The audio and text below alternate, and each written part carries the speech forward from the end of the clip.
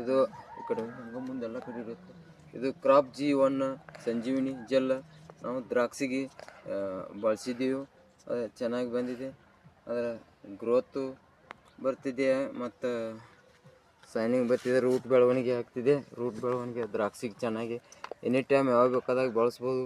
Root ಬೆಳವಣಿಗೆ ಆಕೈತೆ. ಕಡ್ಡಿ ಟೈಮ್ದಲ್ಲಿ ಬಳಸ್ಬೋದು. ದ್ರಾಕ್ಷಿಗೆ ಸೈನಿಂಗ್ ಮ್ಯಾಲೆ ಅರ್ಧ ಗ್ರಾಮ್ ಥರ ಅನ್ನು ಸ್ಪ್ರೇ ಮಾಡ್ಬೋದು ದ್ರಾಕ್ಷಿಗೆ.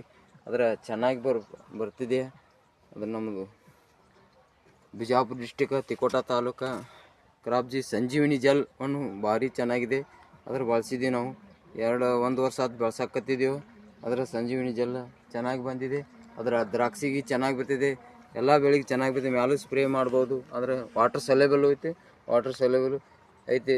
ದ್ರಾಕ್ಷಿಗೆನು ಚೆನ್ನಾಗಿ ಬರ್ತಿದೆ. ದ್ರಾಕ್ಷಿ